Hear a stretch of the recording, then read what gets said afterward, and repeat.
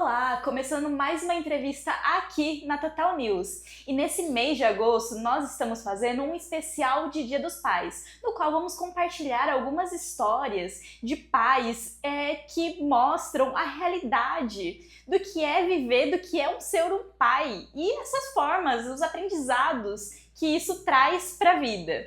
Para conversar com a gente hoje, nós temos o Leonardo Rodrigues, que é psicólogo, psicanalista, comunicador sobre saúde mental e, claro, pai do Joaquim e da Cecília. Sim. Leonardo, seja muito bem-vindo aqui. Obrigado, valeu pelo convite. Acho muito importante a gente falar sobre paternidade, até considerando que o Brasil é o país onde a gente tem números expressivos de certidões sem registro do nome do pai.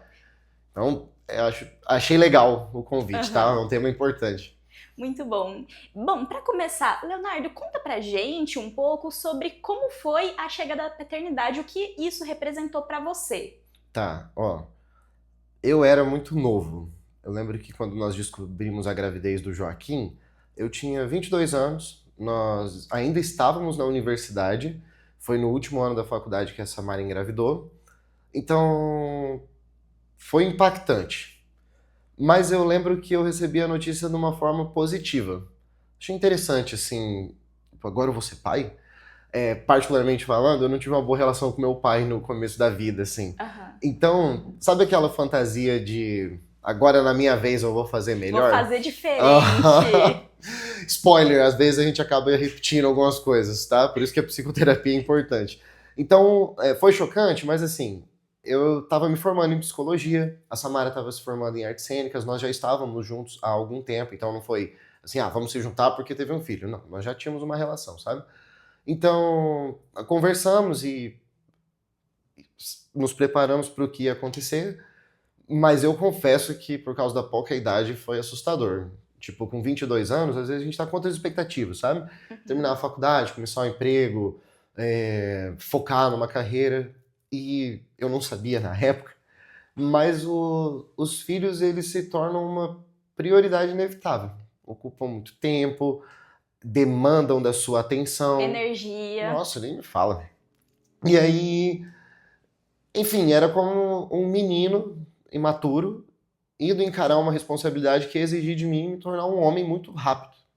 Então foi impactante, assim, confesso. E depois, a gente estava conversando um pouco também, veio a descoberta do diagnóstico de autismo do seu filho. Como Sim, foi essa descoberta? Quais foram os sinais que você foi percebendo ali que o desenvolvimento dele seguia um caminho diferente? sim. Como eu falei, eu sou pós-graduado em teoria psicanalítica e sou especialista clínico. E aí, por causa essa especialidade, né, eu estudo vários temas, entre eles o autismo. E eu lembro que durante essa pós-graduação, o meu filho já apresentava esses sintomas. Ele nasce em 2019, que é quando estava rolando a pandemia, o isolamento Covid. social, a gente estava assim, ele e a mãe deles preso dentro de um apartamento, sem poder sair. Então, para mim, foi até difícil de aceitar num primeiro momento que o meu filho tinha um transtorno.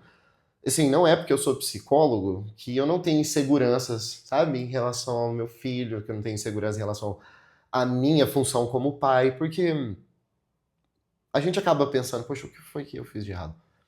A culpa é minha, porque tem a questão do autismo ser uma deficiência, uma neurodivergência invisível, né? Você bate o olho, não tem, como por exemplo, uma síndrome de Down ou um Parkinson, sabe? Que tem um Uhum. marcador fisiológico ali. Então, não foi tipo, ok, meu filho é autista.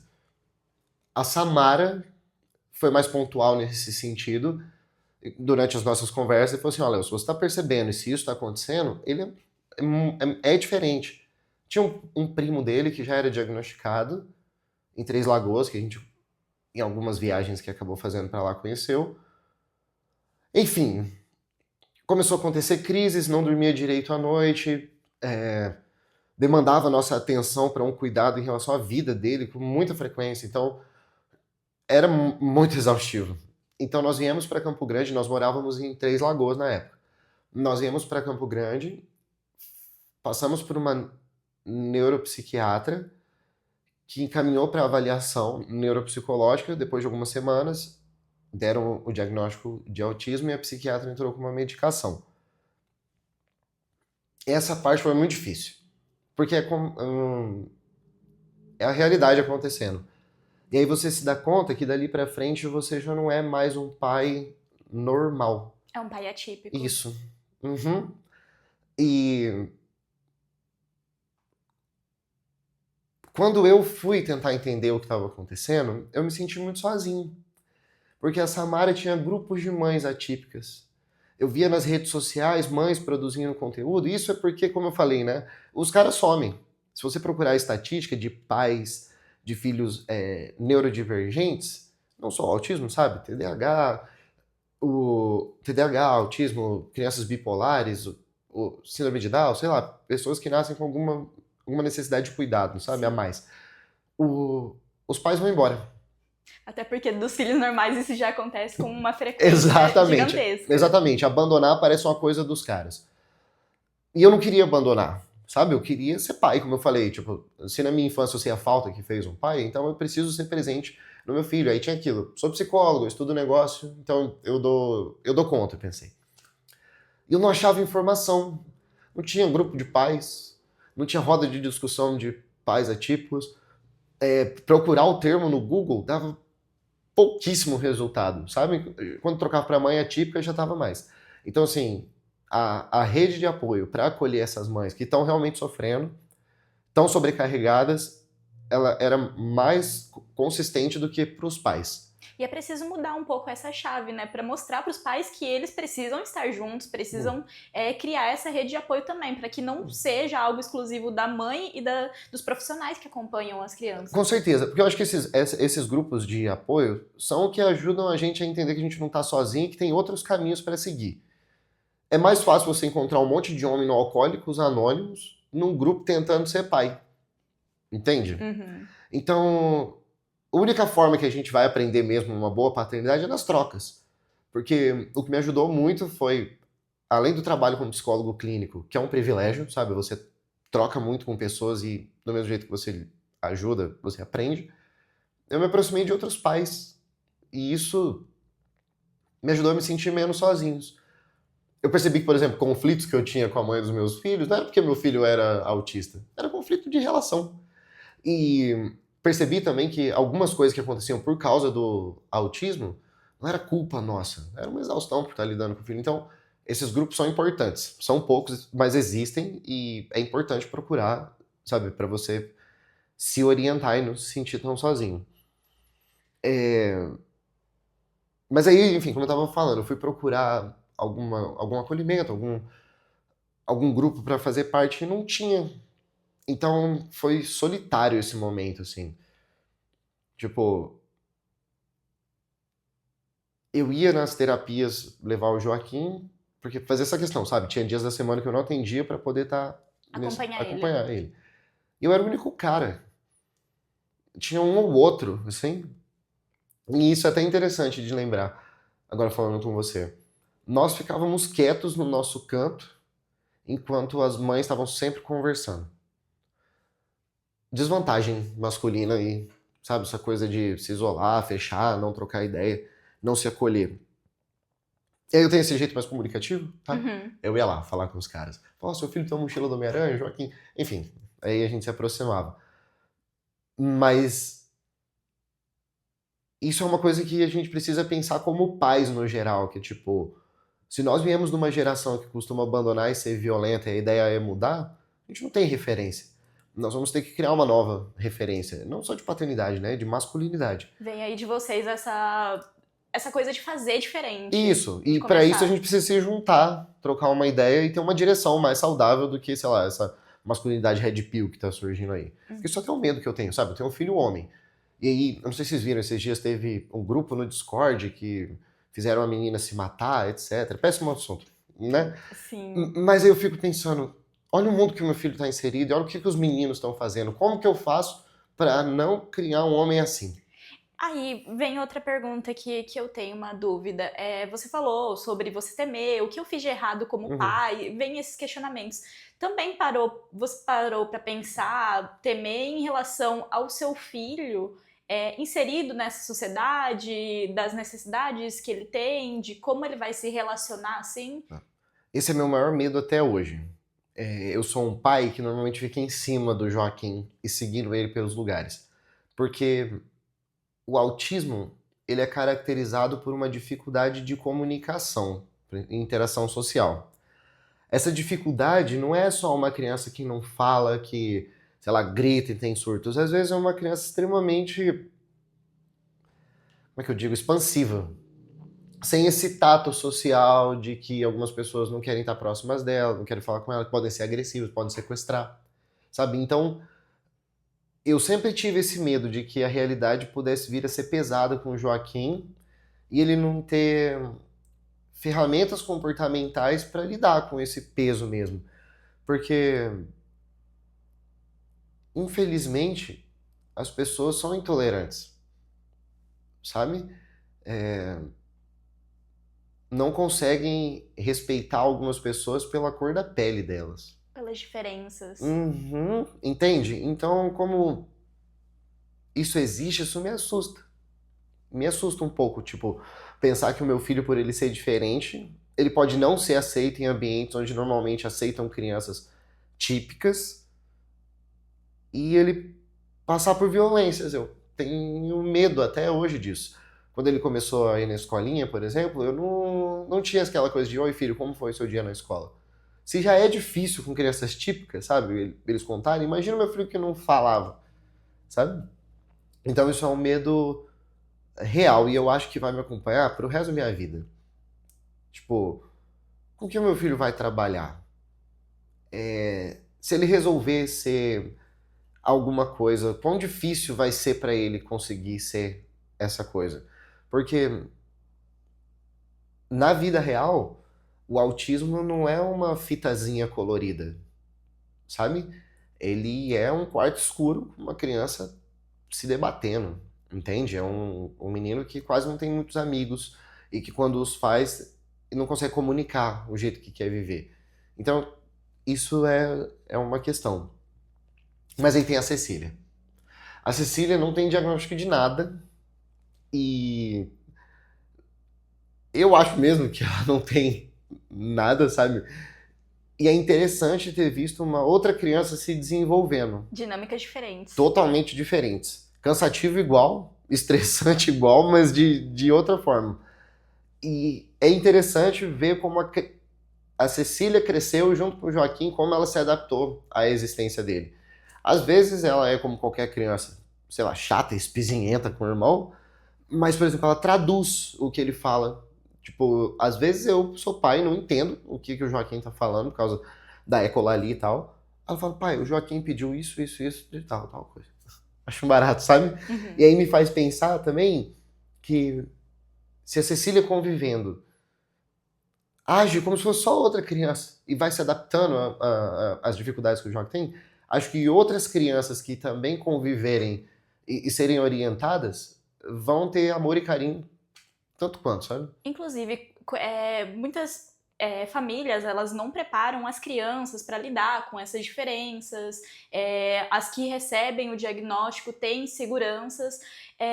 Quais dicas, enfim, que você daria para essas famílias assim, quando elas se deparam com essa situação? Tipo, De quando o amiguinho ele tem autismo, ou sei, até dentro da família mesmo, receber um diagnóstico. Quais dicas você daria para esses pais? tá. Eu acho que o primeiro passo é conversar com os pais da criança, sabe? Tipo, pra entender mesmo algumas coisas, como uma característica de alguns autistas, porque é um espectro, né? Então Uhum. são várias questões diagnósticas. É a heterolesão. Ele acabar machucando outras pessoas, ou a autolesão, mas a questão da heterolesão é tipo, não é sempre que o meu filho, sabe, causar alguma coisa que pode machucar que ele tá sendo malvado. E isso é complexo mesmo, eu tô dando esse exemplo porque é o mais complexo. Tipo, você vê uma criança chacoalhando, apertando a outra, você pensa, pô, ele tá machucando, e às vezes não, é só um jeito diferente. Então, às vezes conversar com o pai ajuda a entender o que você pode acabar lidando. Porque também tem coisa que é de criança. Por exemplo, se tá num parquinho e vê uma criança normal chacoalhando a outra, às vezes você não sente nada, você acha que eles estão brincando. Aí você vê uma criança com colar do... Opa, bati. Você vê uma criança com colar do autismo e ela vai lá e chacoalha a outra criança. Ah, meu Deus, olha lá o autista, sabe?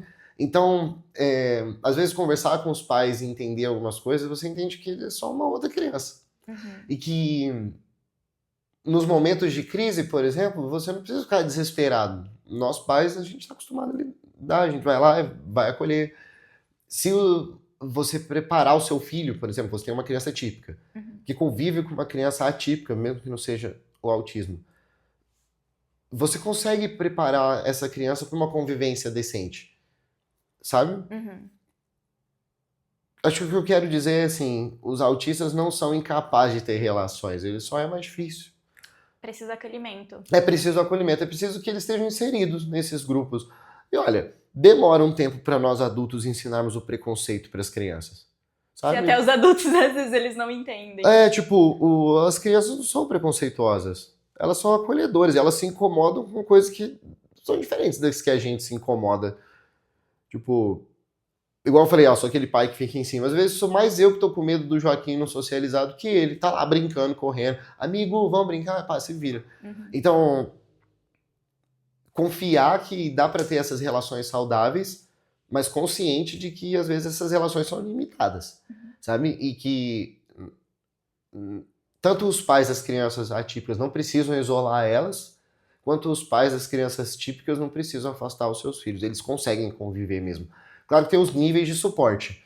Nível 2, o 1 já é complexo, nível 2, nível 3 é pesadíssimo, sabe?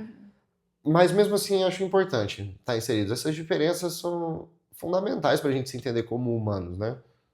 Perfeito. Léo, você me contou um pouco mais cedo sobre uma capacitação que você fez em relação realmente ao autismo. Como isso mudou a sua forma de enxergar e até de acompanhar o desenvolvimento do Joaquim, do seu filho? Tá bom. Galera, eu não quero me gabar, tá? Mas eu sou um ótimo psicólogo. Assim, eu sempre fui muito chegado em aprender as coisas. E aí a psicologia, quando a gente se forma na faculdade, você não sai pronto para trabalhar, sai pronto para aprender, né? Você tem uma noção básica de algumas coisas e você pode pesquisar. E aí, como eu falei, eu me especializei em teoria psicanalítica, porque eu adoro dar aula e conversar sobre isso, é um tema que eu tenho paixão. E aí tiveram os outros cursos que essa instituição que eu fiz a pós-graduação me ofereceu, foram capacitações pesadas, assim, de autismo foram 240 horas. Então, me ajuda na minha clínica, por exemplo, a diagnóstico principalmente de autistas tardios. Hoje, o que eu mais atendo em relação a esse assunto específico são adultos que não tiveram diagnósticos, que chegam, tipo, Léo, eu acho que eu tenho algum déficit de atenção, ou eu sou bipolar. Não, peraí, como que era isso na sua infância? Então, assim, me ajudou nessa parte do meu trabalho clínico. Em relação ao meu filho, acho que não só o meu filho. Ser psicólogo facilita lidar com crianças. Porque a gente estuda desenvolvimento humano, a gente estuda dinâmicas, a gente estuda, por exemplo, psicopedagogia, onde você aprende essa parte da educação infantil e tal. Uhum. Então, tanto com o Joaquim quanto com a Cecília, isso me ajuda a lidar com eles, no geral, criar atividades, saber qual é a idade cognitiva que eles estão, mais ou menos, e o que fazer com cada um. Os pais daqui a pouco vão virar e falar assim, vamos fazer psicologia então, pra ver se a gente Olha, consegue. Eu não sei se vale a pena fazer uma faculdade do tema para lidar com os filhos. Acho que o estresse não vale, não. Fazer faculdade de psicologia é muito estressante. Mas eu acho que vale a pena estudar. Tem um box da editora Ubu que chama Entendendo Seu Filho. E ele é bem legal. É tipo, do 1 aos 5 anos, são 5 livros que junta a ciência psicológica, cada um num livro, como eu falei, de 1 aos 5 anos. Quanto mais informação a gente tem, menos a gente é pego de surpresa, sabe? Então, tipo, você não precisa fazer uma faculdade, se tornar um psicólogo como eu, para ter uma vivência decente com seus filhos. Você pode pegar as coisas que a gente produziu, sabe? O saber para poder usar. Igual eu falei, não é porque eu fiz isso que eu não tive algum receio, não senti insegurança, não senti medo, não fiquei perdido, não precisei de ajuda. Então, acho que quanto mais informação a gente tem, melhor. Mas isso não impede de que a gente tenha dificuldades, sabe? E é bom ter isso consciente, porque abandonar é muito fácil. Tanto tem um monte de cara fazendo.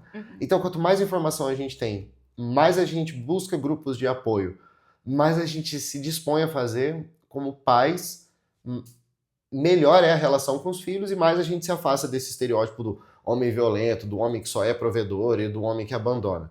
Nós podemos ser pais acolhedores, nós podemos ser pais que sabem o que estão fazendo, que se interessam pelo assunto e que se acolhem para que nossos filhos também tenham grupos para conviver. Nesse sentido, sabe? Léo, o tempo voa quando a gente vai conversando aqui. Queria que você deixasse uma mensagem final para os pais que nos acompanharam até aqui esse momento. Tá. Se você é pai, você só consegue ser pai estando presente. Essa é a única maneira. Eu sei que às vezes a gente quer consertar todos os canos da casa, a gente quer trocar os pneus e ser essa coisa estranha que a sociedade chama de masculino. Mas é mais importante você estar lá, porque o seu filho pode até saber das coisas que você consegue fazer, mas ele só vai te reconhecer como pai se você for presente. Depois a gente vê as outras coisas que dá para ser, mas no momento o mais importante é a presença, é estar lá. Essa foi mais uma entrevista aqui da Total News. Léo, muito obrigado por essa troca de ideias. Eu tenho certeza que sua experiência ela é enriquecedora e vai ajudar os pais que estão nesse caminho. As portas da Total News estão sempre abertas para você. Ah, legal, obrigado. E eu tô também sempre disposto, se você quiser trocar uma ideia, é só me chamar, tá bom? Essa foi mais uma entrevista aqui da Total News. Nos sigam em todas as redes sociais, Instagram, TikTok, LinkedIn, no nosso grupo de notícias do WhatsApp, nós estamos em todas as redes sociais. E claro, acompanhe o nosso portal de notícias, totalnewsms.com.br. Até a próxima entrevista. Tchau!